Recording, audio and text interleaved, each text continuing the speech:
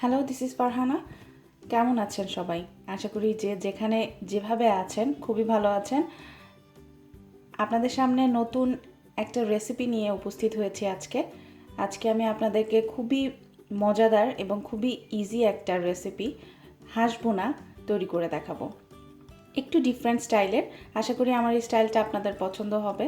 তো চলুন দেখি কিভাবে এই মজাদার হাঁস ভুনা রেসিপিটি করতে হয়। হাঁসের ঝাল ভুনা তৈরি করার জন্য আমি ফ্রাই প্যানের মধ্যে এখানে প্রথমে হাঁসটা দিয়ে দিচ্ছি। এখানে 1.5 কিলো হাঁস আছে, আমি হাঁসটা দিয়ে দিচ্ছি।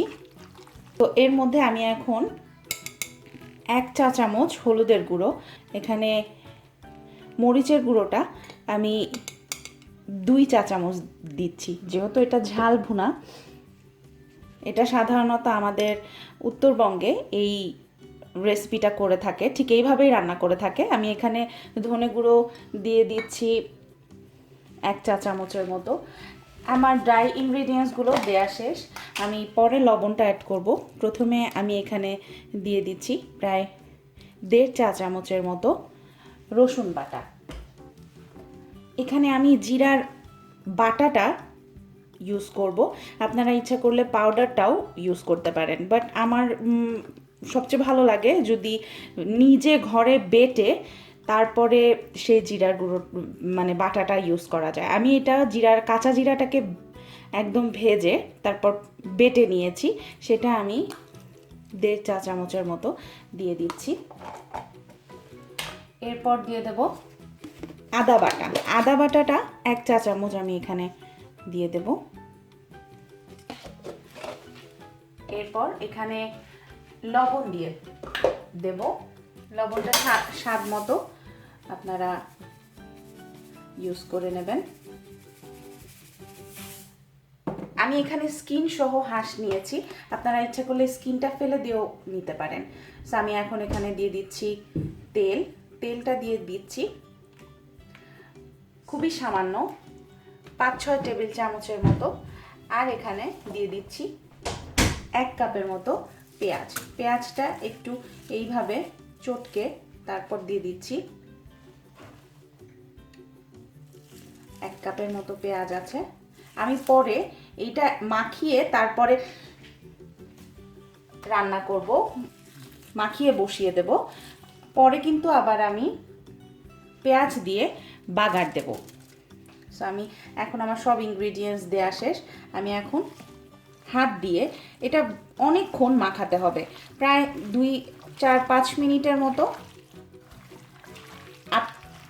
মাখাতে এক পর্যায়ে কিন্তু এই মশলাগুলো একদম হাঁসের গায়ে লেগে একটা অন্যরকম একটু পানি পানি বের হয়ে যাবে, তো সেই রকম করে এটা মাখাতে হবে। আমি এটা প্রায় 3-4 মিনিটের মতো খুব ভালোভাবে মাখিয়ে নিয়েছি। এখন আমি এর মধ্যে শুধুমাত্র জাস্ট আমার হাতটা ধোয়া পানি, খুবই সামান্য, দেখতে পাচ্ছেন আমার হাতে অনেক মশলা লেগেছিল, সে মশলাটা আমি জাস্ট একটু ধুয়ে দিলাম। 2টা টমেটো এখানে এর মধ্যে দিয়ে দিচ্ছি। এখন জাস্ট এই টমেটোগুলো এরকমই থাকবে। আমি এখন জাস্ট ঢাকনা দিয়ে ঢেকে প্রায় 10 মিনিটের মতো হাই হিটে রান্না করব। আমি এর মধ্যে কোনো এক্সট্রা পানি দিইনি, আর এটা 10 মিনিট পর্যন্ত এটা প্রথমে কষাতে হবে, তারপর আমি পানি দেব। সো ফিরে আসছি ভিউয়ার্স 10 মিনিট পর। 5 মিনিট পর আমি কিন্তু এর ফাঁকে একবার নেড়ে দিয়েছি। আমি এখন এর মধ্যে তেজপাতা দিয়ে দিচ্ছি, আর 2 খণ্ড দারচিনি, আর এলাচটাকে জাস্ট একটু মুখটা এরকম করে একটু চিড়ে, যাতে স্মেলটা খুব ভালো মতো বের হয়, জাস্ট এইভাবে করে 3-4টা এলাচ দিয়ে দেব। আর আমি আরও 5 মিনিটের মতো এটাকে প্রায় 10 থেকে 15 মিনিট খুব ভালো করে মশলাটাকে কষাতে হবে। এখন আমি ঢেকে দিচ্ছি, ফিরে আসছি 10 মিনিট পর। 10 মিনিট হয়ে গেছে, চলুন দেখি কি অবস্থা। দেখতে পাচ্ছেন ভিউয়ার্স, হাঁসা থেকে কিন্তু যথেষ্ট পরিমাণে পানি উঠেছে। সো এই পর্যায়ে আমি এখন জালটাকে একদম মিডিয়ামের চেয়ে খুবই কম আছে জালটাকে করে দেব, চুলার আঁচটাকে। এখন আমি এই পানি দিয়ে হাঁসটাকে সেদ্ধ করব। প্রায় 20 মিনিট পর দেখতে পাচ্ছেন ঝোলটা শুকিয়ে তেলগুলো উপরে চলে এসছে। এখন আমি একদম জোরে জাল দিয়ে দিয়েছি, হাই হিটে করে রেখেছি। এখন গ্রেভিনেসটাও দেখতে পাচ্ছেন, ঝোলটা খুব ঘন হয়ে এসছে। এখন আমি এটা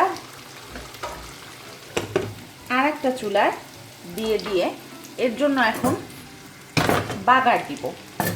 দেখতে পাচ্ছেন আমি এখানে 3 টেবিল চামচ তেলের মধ্যে হাফ কাপ পেঁয়াজ দিয়ে দিয়েছি। পেঁয়াজটাকে ভেজে নিতে হবে খুব ভালো করে, বেরেস্তাটায় আমরা যেভাবে ডাল বাগার দেই ঠিক সেইভাবে। আমার পেঁয়াজটা ভাজা হয়ে গেছে। মাংসটাকে এই চুলায় এনে পেঁয়াজটা দিয়ে দেব হাই হিটে। এখন এই মাংসটাকে আরেকটু নেড়ে নিব।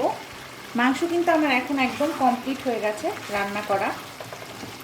চুলার জালটা একটু কমিয়ে নিই, তা না হলে ঝোলটা একটু ছেটাছেটি করে। দেখতে পাচ্ছেন খুবই চমৎকার একটা কালার এসছে। পরোটা, খিচুড়ি, সাদা ভাত যে কোনো কিছুর সাথে সার্ভ করতে পারবেন। আর 2 মিনিট ঢেকে রাখছি। এখন জাস্ট একটু খুবই গরম কেয়ারফুলি উঠাবেন। কাঁচামরিচ 3-4টে এর উপর দিয়ে দিচ্ছি, স্মেলটা ভালো বের হয়। হাঁসের মাংস একদম ডান। আমি 2 মিনিট এটাকে ঢেকে রেখে সার্ভ করব। ফিরে আসছি 2 মিনিট পর। সো ভিউয়ার্স, তৈরি হয়ে গেল আমার খুবই মজাদার এবং খুবই ডিলিশিয়াস একটা রেসিপি, ঝাল হাঁস ভুনা। আশা করি আমার এই রেসিপিটি আপনাদের ভালো লেগেছে। কোনো প্রশ্ন থাকলে অবশ্যই করবেন, আমি যথাসময়ে অ্যান্সার করার চেষ্টা করব। আরও সব নতুন রেসিপি নিয়ে আপনাদের সামনে উপস্থিত হব। ততক্ষণ পর্যন্ত ভালো থাকুন, সুস্থ থাকুন এবং আমার চ্যানেলটি সাবস্ক্রাইব করুন। ধন্যবাদ।